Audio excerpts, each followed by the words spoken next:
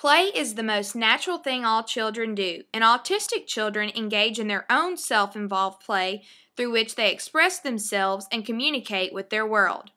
Play is the language of children, and when toys or play media are used, the item can become the words of children, conveying vast resources of messages which cannot be communicated verbally.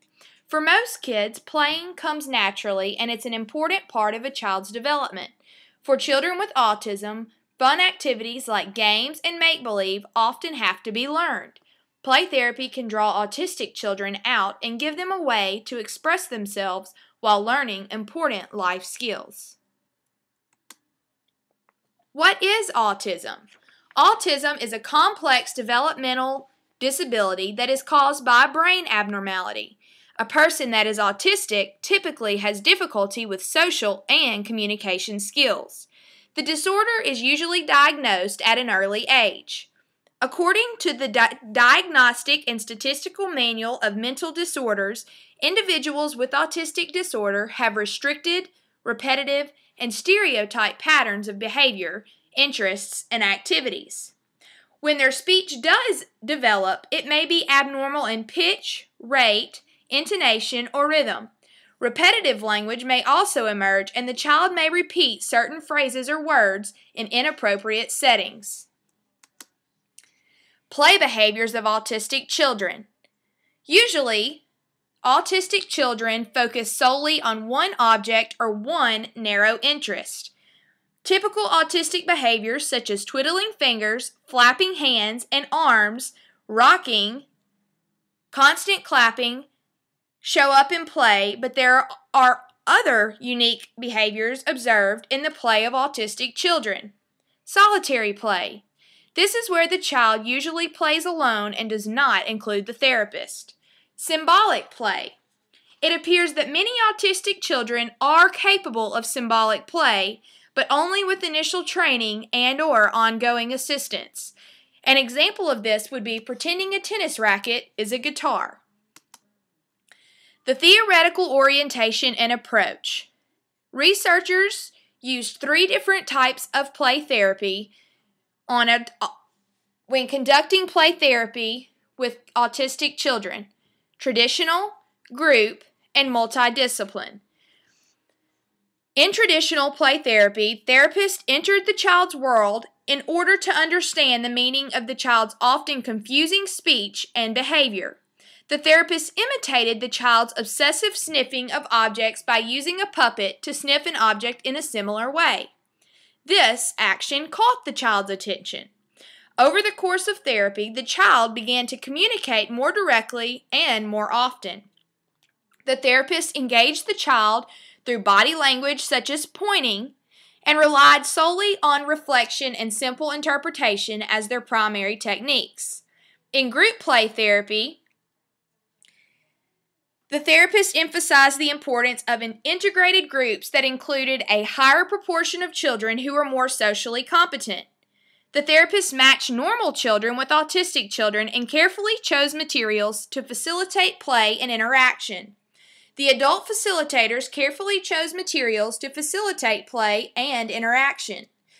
The adult facilitators provided support and guided participation to encourage appropriate interaction. The multidiscipline approach to treatment involving play therapy, special education, and life skills training included traditional play therapy, classrooms for autistic children with specially trained teachers, and paraprofessional therapeutic companions for the children in the classroom, at home, and on outings. The effectiveness of the various forms of play therapy. Researchers evaluated the effectiveness of the various forms of play therapy and found improvement in several areas of language development and behaviors. In traditional play therapy, therapists found that children who were autistic improved in the areas of language development, social interaction, and reduction of stereotypic behaviors. In group play therapy, there was a large improvement in symbolic play skills and social interaction. Autistic children were able to generalize these behaviors in other settings outside the classroom. The multidiscipline approach showed improvement in the behaviors of autistic children. The implications. Any number of approaches to treatment can facilitate improvement in autistic children. Different forms of treatment of play therapy might prove to be more effective. While theoretical orientation, treatment mode, and setting were factors in effectiveness, the most important factor was the manner in which the treatment was administered. Techniques were very similar, but the differences in the various programs showed up more in the attitudes and skills of the staff and the level of structure. The treatment in general is more effective with younger children than older children. There was also more improvement with low client to therapist ratios. Individual and small group play therapy seemed to be effective methods that were able to provide children with individual attention. The principles for application. Therapists must learn the autistic child's private language that is expressed through play in order to be helpful.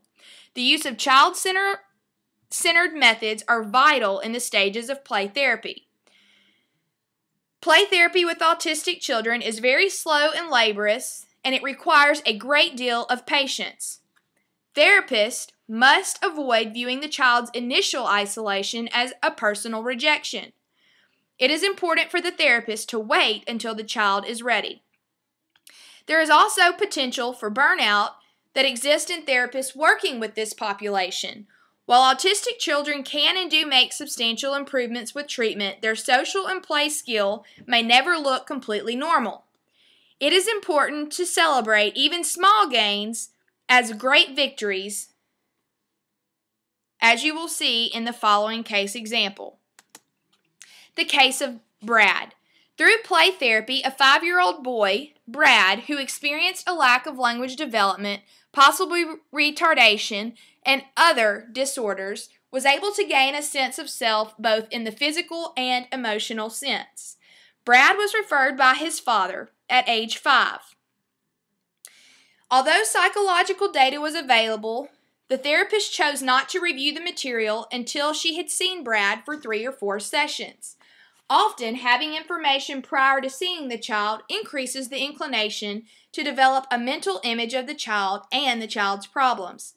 Acknowledging the fact that data can be beneficial, it is believed that diagnostic data is not a prerequisite for admission to play therapy. From the first meeting with the child in the reception area, one of the therapist's main functions is to make contact with the child and begin developing a therapeutic relationship as soon as the therapist meets the child. Brad seemed unaware of objects in space as he entered the playroom. He seemed unaware of the toys on the floor and often stumbled and stepped on them without acknowledging their presence. It is of paramount importance to be genuine and real with all children, particularly with this sensitive, perceptive type of child. Brad's entry into the playroom typically followed a ritualistic pattern. He also focused on different number patterns and loved reading books. On a particular occasion, he glanced at the paints and easel in several different sessions. He made no movement in that direction. The therapist's comment, such as, "You are kind of looking at the paints trying to decide," met with no verbal or physical response from Brad. In one particular session, after a similar interaction, Brad said, "Shirley will help." The therapist knelt beside Brad, who was standing near the easel. She very gently placed a brush in Brad's hand and guided the green paint onto the paper. Brad seemed totally awed by the experience. As each color was splashed on the paper, Brad's smile and eyes became larger and larger.